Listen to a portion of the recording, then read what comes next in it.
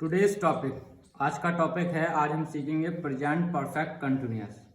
How to translate present perfect continuous Hindi to English. आज हम सीखेंगे प्रेजेंट परफेक्ट कंटिन्यूअस को हिंदी से इंग्लिश में कैसे ट्रांसलेट करते हैं। देखिए, प्रेजेंट परफेक्ट कंटिन्यूअस, इसकी पहचान क्या होती है, कैसे आप पहचानेंगे, हिंदी और इंग्लिश दोनों में कैसे पहचानेंगे। ये प्रेजेंट परफेक्ट कंटिन्यूअस का सेंटेंस या टेंस है। देखिए, जिस वाक्य के बीच में समय तथा क्रिया के अंत में रहा है, रही है, रहे हैं जैसे आदि शब्द आए, उन वाक्यों को प्रेजेंट परफेक्ट कंटिन्यूअस में रखा जाता है। ये मैंने पी सी लिखा है, तो पी का प्रेजेंट, पी का परफेक्ट और सी से कंटिन्यूअस।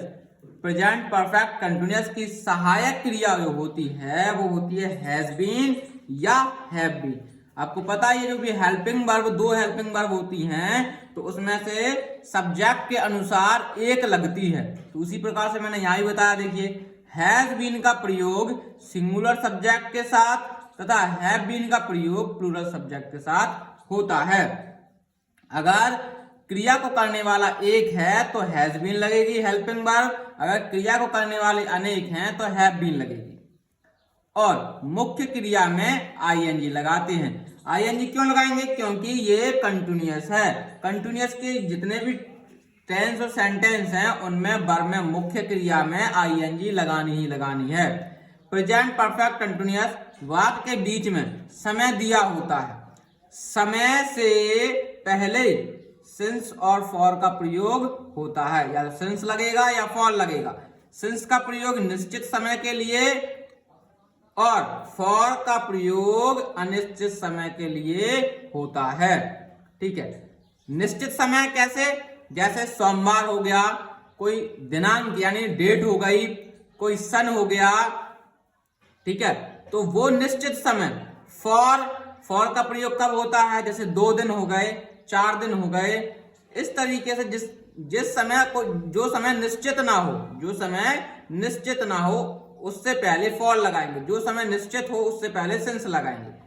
अब देखिए, हम पढ़ेंगे rules. Affirmative sentence, affirmative sentence पढ़ेंगे। अफर्मेटिव सेंटेंस क्या होता है? साधारण वाक्य होते हैं जिसमें केवल इंफॉर्मेशन दी जाती है। तो वो हिंदी से इंग्लिश में कैसे ट्रांसलेट करेंगे, वो इस नियम, इस रूल्स के हिसाब से पहले हिंदी में से निकालेंगे सब्जेक्ट। जैसे कि मैंने लिखा है, मैं 2 घंटे से पढ़ा रहा हूं, तो इस हिंदी में से पहले निकालेंगे हम सब्जेक्ट, कर्ता को निकालेंगे कि सब्जेक्ट हमारा क्या है, कौन क्रिया को कर रहा है। तो पहले सब्जेक्ट को निकालेंगे। सब्जेक्ट को देख करके हैज बीन या हैव बीन, इन दोनों में से एक लगाएंगे। अगर सब्जेक्ट हमारा सिंगुलर है तो हैज बीन लगेगा, अगर हमारा सब्जेक्ट प्लूरल है तो हैव बीन लगेगा। उसके बाद में हम इसमें से, हिंदी में से वर्ब को ढूंढेंगे, वर्ब को निकालेंगे। वर्ब और वर्ब की जो स्पेलिंग इंग्लिश होती है उसमें आईएनजी और जोड़ेंगे। फिर उसके बाद में ऑब्जेक्ट। फिर समय क्या है? निश्चित समय है तो सिंस लगेगा, अनिश्चित समय है तो फॉर लगेगा। फिर उसके बाद में समय है, जैसे कि 2 घंटे, तो वो टाइम लगेगा बाद में। कल, तो वो टाइम लगेगा। ठीक है, कल की अंग्रेजी लिखने से पहले सिंस या फॉर का प्रयोग होगा। 2 दिन, तो 2 दिन की इंग्लिश लिखने से पहले सिंस या फॉर का प्रयोग होगा। देखिए, मैं 2 घंटे से पढ़ा रहा हूं, मैंने एक ये वाक्य लिया है। अब इसको इंग्लिश में बदलेंगे किसकी सहायता से? इस नियम की सहायता से, इस रूल्स के सहायता से हम इसको इंग्लिश में ट्रांसलेट करेंगे। तो मैं 2 घंटे से पढ़ा रहा हूं, तो इसमें सब्जेक्ट को निकालना है। कौन पढ़ा रहा है? क्रिया को कौन कर रहा है? मैं। तो ये मैं जो शब्द है वो सब्जेक्ट हो जाएगा। तो मैं की इंग्लिश लिख देंगे हम आई। हैज बीन और हैव बीन में से एक लगाना है, तो हमने लगा दिया हैव बीन। हैव बीन क्यों लगाया है? क्योंकि आई को ग्रामर में प्लूरल सब्जेक्ट में रखा गया है, इसलिए आई के साथ में हैव बीन लगेगा। अब देखिए, सब्जेक्ट हो गया, हैज बीन, हैव बीन यानी हेल्पिंग वर्ब भी निकाल ली। उसके बाद में आता है मेन वर्ब। वर्ब क्या है? क्रिया क्या हो रही है? पढ़ाने की क्रिया हो रही है। तो पढ़ाने की अंग्रेजी होती है टीचिंग। क्या होती है? टीच, TEACH, टीच माने पढ़ाना। अब रहा लगा है, जिसमें रहा लगा होता है उसमें आईएनजी लगाना बहुत जरूरी है वर्ब में। I have been teach, teach माने पढ़ाना, आईएनजी लगा दिया तो पढ़ा रहा। I have been teaching. अब देखिए ऑब्जेक्ट है नहीं है तो छोड़ देंगे, आगे बढ़ेंगे। सिंस या फॉर, इन दो में से एक लगाएंगे। 2 घंटे से ऐसा पता नहीं चल रहा है कि सुबह के 2 घंटे हैं कि शाम के हैं कि परसों के हैं, तो ये 2 घंटे क्या है, अनिश्चित समय हो गया, तो इसलिए हम फॉर लगाएंगे, फॉर। फिर टाइम कितना है, फॉर टाइम कितना है, 2 घंटे से, तो 2 घंटे से की अंग्रेजी लग जाएगी 2 आवर्स। आशा करता हूं समझ में आ रहा होगा। अब देखिए एक और सेंटेंस लिया है, वह सोमवार से मंच पर नाच रही है। तो नाचने का कार्य कौन कर रहा है, सब्जेक्ट कौन है, वह, तो वह की इंग्लिश हमने लिख दी शी। अब हैज बीन क्यों लगाया है, क्योंकि क्रिया को करने वाला एक है, यानी सब्जेक्ट हमारा एक है, इसलिए हैज बीन लगाएंगे। अब देखिए हैज बीन लग गया, उसके बाद में वर्ब, नाचने की इंग्लिश क्या होती है, डांस, DANCE, ये डांस। अब रही लगा है, रहा लगा है, तो क्या है, ING, कंटिन्यूअस का है तो ING लगा देंगे। तो शी हैज बीन, वर्ब में ING लगा दिया, dancing on the stage. Object क्या हमारा, ऑब्जेक्ट निकालना ना वर्ब के बाद में, तो हमारी इसकी अंग्रेजी हो गई, इसकी अंग्रेजी हो गई। अब ऑब्जेक्ट हमारा मंच पर, तो ऑन द स्टेज। अब समय क्या दिया हुआ है, कब से नहीं नाच रहे, कब से नाच रही है वो, सोमवार से। तो सोमवार एक निश्चित समय है, दिन का नाम है सोमवार, तो ये निश्चित समय है। निश्चित समय के लिए क्या लगेगा, सिंस और फॉर में से क्या लग जाएगा, सिंस लग जाएगा। क्यों, क्योंकि सोमवार निश्चित समय है। उसके बाद में टाइम कब से, सोमवार से, सिंस के बाद में मंडे लिख देंगे। समझ में आ रहा है। अब चलते हैं नेगेटिव सेंटेंस। अब देखिए नेगेटिव सेंटेंस में क्या होता है, नेगेटिव सेंटेंस में नॉट के बाद बीन लगाते हैं। नेगेटिव सेंटेंस वो होते हैं जिन वाक्यों के बीच में नहीं शब्द लगा होता है, उसको बोलते हैं नेगेटिव सेंटेंस। जिन वाक्यों में क्रिया को नकारा जाता है उनको बोलते हैं नेगेटिव सेंटेंस। अब इंग्लिश को बनाते वक्त बीन का प्रयोग कब करेंगे, नॉट के बाद लिखेंगे। देखिए जैसे सब्जेक्ट, इसमें नियम में लिखा हुआ है रूल्स में कि पहले सब्जेक्ट को निकालना है, फिर हैज या हैव बीन लगाना है, फिर नॉट, उसके बाद में बीन लगाना है। हैज है, फिर नॉट के बाद में बीन लगाना है हमें, फिर वर्ब में ING। यहां आपको ध्यान रखना है कि नेगेटिव वाले में नॉट के बाद बीन लगता है, ठीक है। फिर उसके बाद में आपको ऑब्जेक्ट निकालना है, फिर सिंस और फॉर किसके अनुसार, समय के अनुसार, निश्चित समय है क्या अनिश्चित समय है। फिर उसके बाद में टाइम लिखना है कि क्या टाइम है। मैं एग्जांपल लिखता हूं, वाक्य मेरा, मैं 2 घंटे से नहीं पढ़ा रहा हूं। तो इसमें देखिए वाक्य के बीच में नहीं शब्द आया है, ये नेगेटिव है। अगर नहीं शब्द ना होता तो ये कौन सा सेंटेंस बन जाता, अफर्मेटिव सेंटेंस बन जाता, और नहीं लगते ही क्या बन गया, नेगेटिव सेंटेंस बन गया। अब नेगेटिव सेंटेंस किस रूल्स के हिसाब से ट्रांसलेट करेंगे, हम इस रूल्स के हिसाब से ट्रांसलेट करेंगे। पहले सब्जेक्ट को निकालेंगे, मैं 2 घंटे से नहीं पढ़ रहा हूं, तो क्रिया कौन कर रहा है, मैं कर रहा हूं, तो मैं की अंग्रेजी आई। फिर हैव, उसके बाद में नॉट, हैज में से एक ले लिया हैव, उसके बाद में नॉट लिख दिया। फिर नॉट के बाद में बीन लगा दिया हमने। फिर वर्ब क्या हमारा, पढ़ा रहा हूं, तो पढ़ाने की क्या होती है, टीच, और उसमें लगाएंगे ING, तो क्या हो जाएगा, teaching. I have not teaching. अब कितने घंटे से, 2 घंटे से। 2 घंटे क्या है, निश्चित समय नहीं है, इसलिए सिंस या फॉर में से फॉर लगा देंगे हम, फॉर। फिर टाइम क्या है, 2 आवर्स। वह सोमवार से मंच पर नहीं नाच रही है, तो she has not been dancing on the stage since Monday. यहां सिंस इसलिए लगा क्योंकि मंडे एक निश्चित समय है। समझ गए। उसके आगे चलते हैं।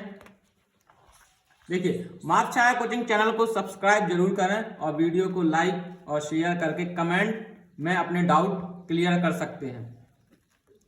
अब आता है इंट्रोगेटिव सेंटेंस। इंट्रोगेटिव सेंटेंस में क्या होता है, आप पीछे भी पढ़ चुके होंगे कि इंट्रोगेटिव सेंटेंस वो सेंटेंस होते हैं जिन वाक्यों के पहले क्या शब्द लगा होता है।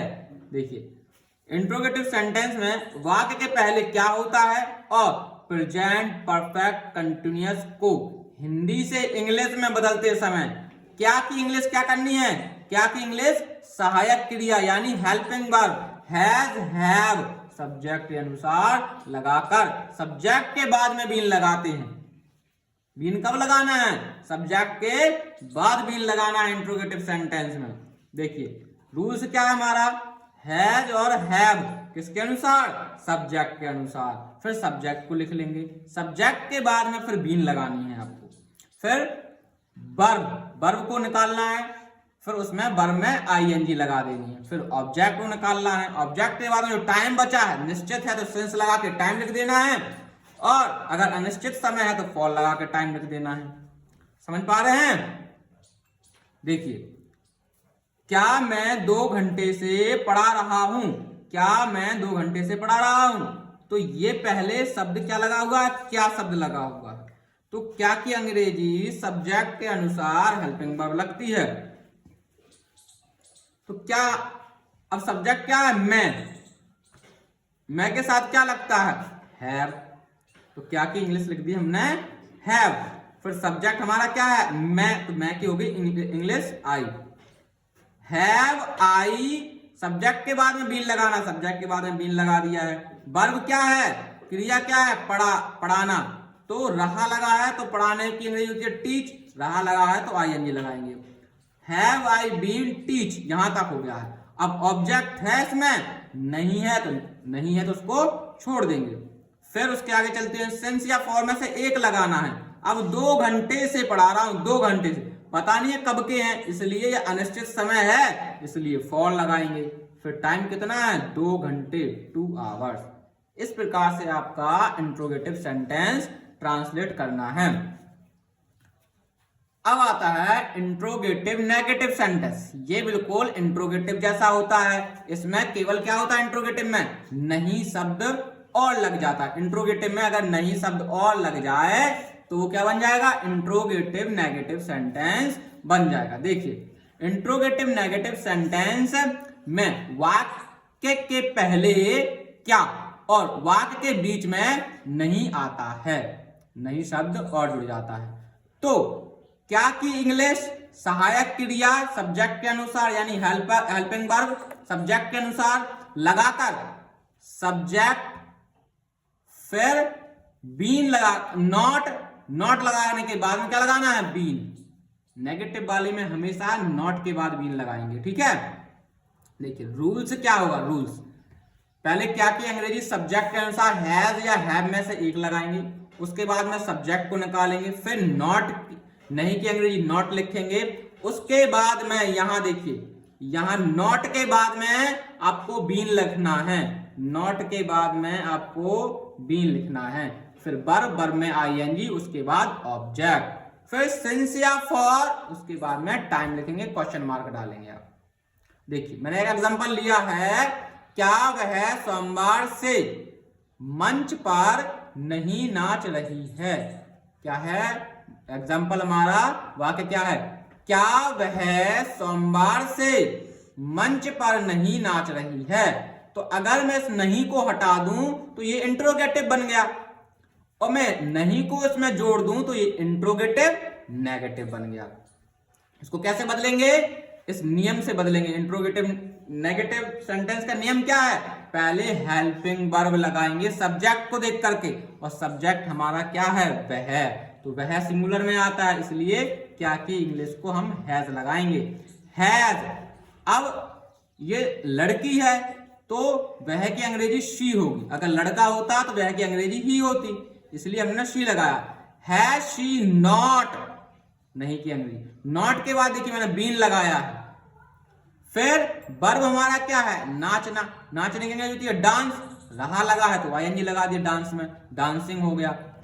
अब ऑब्जेक्ट हमारा क्या है, मंच, ऑब्जेक्ट हमारा क्या है, मंच, तो ऑन द स्टेज ऑब्जेक्ट हो गया।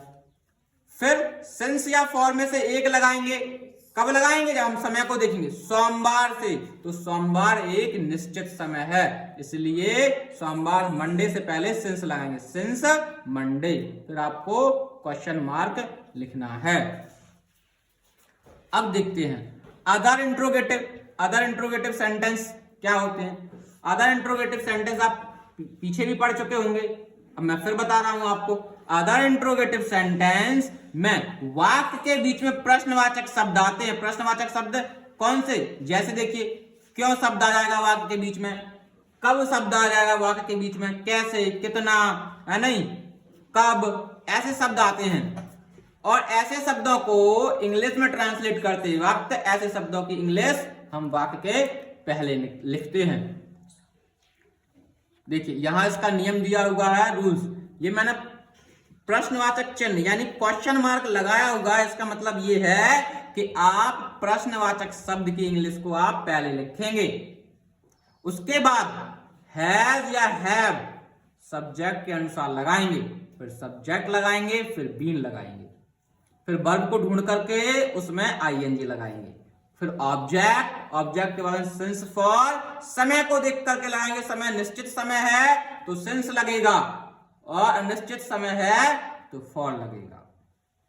फिर उसके बाद में जो समय है उसकी इंग्लिश को लिख देंगे, फिर क्वेश्चन मार्क लिख देंगे।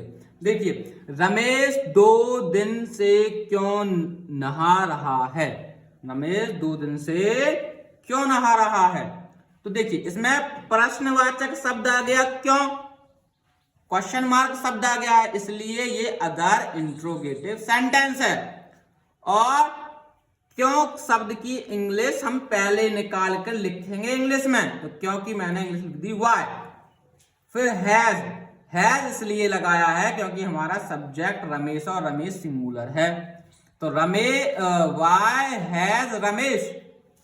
फिर सब्जेक्ट के बाद में बीन, वर्ब क्या है, क्रिया क्या कर रहा है, नहा रहा है। नहाने की होती है बात, और रहा लगा है तो आईएनजी कंटिन्यूअस का है तो कंटिन्यूअस में वर्ब में आईएनजी लगाते हैं, चाहे वो किसी भी सेंटेंस का हो, चाहे पास्ट का हो, पास्ट कंटिन्यूअस हो, चाहे फ्यूचर कंटिन्यूअस हो, या चाहे प्रेजेंट कंटिन्यूअस हो, या प्रेजेंट परफेक्ट कंटिन्यूअस हो, या पास्ट परफेक्ट कंटिन्यूअस हो, या फ्यूचर परफेक्ट कंटिन्यूअस हो, उसमें वर्ब में आईएनजी लगाते हैं कंटिन्यूअस वाले में। तो कैसे बनेगा, why has Ramesh been bathing, verb तक हो गया।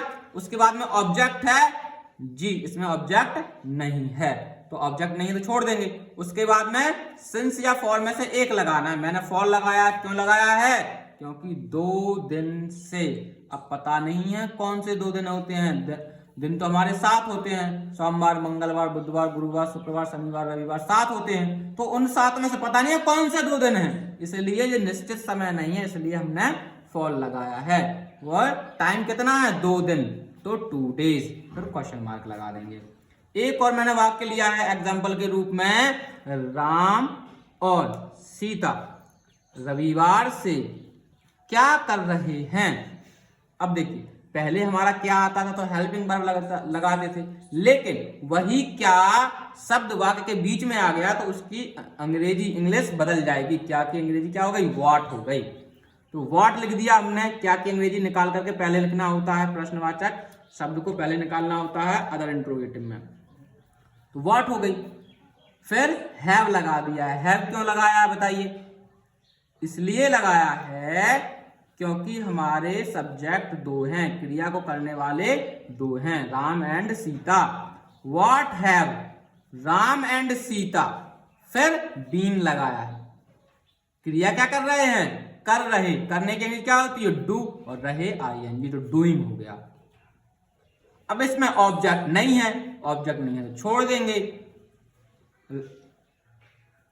रविवार से, तो रविवार क्या है, एक निश्चित समय है, नाम है, तो सिंस मंडे, रविवार है तो ये निश्चित समय है, तो निश्चित समय से पहले क्या लगाते हैं, सिंस लगाते हैं। समझ में आ रहा है। अब चलते हैं अदर इंट्रोगेटिव नेगेटिव सेंटेंस।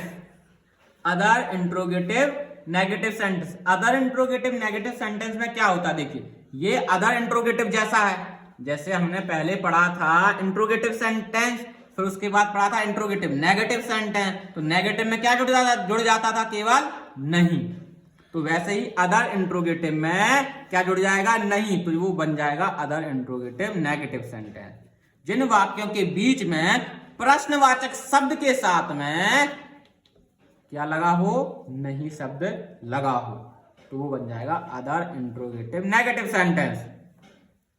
नियम क्या होगा कि प्रश्नवाचक शब्द आपको पहले निकालना है, हैज और हैव में से आपको कोई एक लिखना है सब्जेक्ट के अनुसार, फिर सब्जेक्ट को लिखेंगे, फिर नॉट, नहीं की अंग्रेजी नॉट लिखेंगे, फिर बाद में बीन लगाएंगे, नॉट के बाद में बीन लगाएंगे, फिर वर्ब और वर्ब के साथ में आईएनजी लगाना है, फिर ऑब्जेक्ट को ढूंढकर ऑब्जेक्ट की इंग्लिश लगानी है।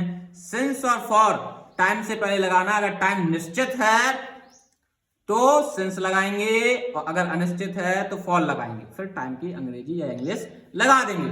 देखिए एग्जांपल हिंदी में लिया होगा, मैंने वाक्य लिया है, रमेश सुबह से क्यों नहीं खेल रहा है। सुबह से तो पक्का पता है आपको, ये सुबह सुबह समझ में आ रहा है, निश्चित समय है, तो क्या लगाएंगे समय, सुबह से पहले, सुबह की अंग्रेजी क्या होती है, मॉर्निंग, तो मॉर्निंग से पहले सिंस लगाएंगे। क्यों? क्योंकि सुबह जो है वो समय निश्चित है। अब देखिए इसको इस नियम के अनुसार ट्रांसलेट करते हैं इंग्लिश में, कैसे करेंगे देखिए। प्रश्नवाचक शब्द बीच में है, यानी क्वेश्चन मार्क वर्ड बीच में है, इसको निकालेंगे, पहले लिखेंगे, क्योंकि इंग्लिश जो होगी वो वाई होगी। फिर हैज लगाएंगे, क्यों लगाएंगे, क्योंकि सब्जेक्ट हमारा सिंगुलर है, क्रिया को करने वाला एक है, इसलिए हम हैज लगाएंगे। फिर सब्जेक्ट आ जाएगा हमारा, फिर नहीं की अंग्रेजी नॉट आ जाएगी, इसके बाद में क्या है, बीन आ जाएगा जो कहते हो। फिर वर्ब क्या है, खेलना, तो खेलने की अंग्रेजी होती है प्ले, रहा लगा है तो आईएनजी, प्ले में आईएनजी लगा देंगे तो प्लेइंग हो जाएगा। फिर उसके बाद में ऑब्जेक्ट इसमें है नहीं है, यानी कि वो कहाँ खेल रहा है पता नहीं है, जब ऑब्जेक्ट नहीं है तो उसको छोड़ देंगे, आगे बढ़ जाएंगे। सिंस और फॉर इनमें से एक लगाएंगे। अब सुबह, तो ये निश्चित समय हो गया, इसलिए सुबह की अंग्रेजी लिखने से पहले सिंस लगा देंगे। फिर मंडे, मैं एक बार और पढ़ के बताता हूं, रमेश सुबह से क्यों नहीं खेल रहा है। Why has Ramesh not been playing since Monday? अब एक और एग्जांपल लिया है मैंने, वह मंच पर दोपहर से गाना क्यों नहीं गा रही है। वह मंच पर दोपहर से गाना क्यों नहीं गा रही है। तो देखिए मैंने फिर बता रहा हूं कि प्रश्नवाचक वाक्य अगर वाक्य के बीच में हो, प्रश्नवाचक शब्द अगर वाक्य के बीच में हो तो उसकी अंग्रेजी, उसकी इंग्लिश हम इंग्लिश में ट्रांसलेट करते वक्त पहले लिखते हैं। तो प्रश्नवाचक शब्द की इंग्लिश हम पहले लिखेंगे, क्योंकि अंग्रेजी क्या होती है, वाई। अब हमने लगा दिया हैज। हैज क्यों लगाया है, क्योंकि क्रिया को करने वाला एक है। वाई हैज शी, सब्जेक्ट आ गया, सब्जेक्ट के बाद में नॉट, नहीं की अंग्रेजी आ गई, नॉट के बाद में बीन। जैसा आपको नियम कहे वैसा वैसा आपको करना है, आपको ज्यादा दिमाग नहीं लगाना है, केवल आपको नियम पर चलना है। जो नियम कह रहा है वो आपको वाक्य में से ढूंढ कर निकाल कर केवल लिखना है बस।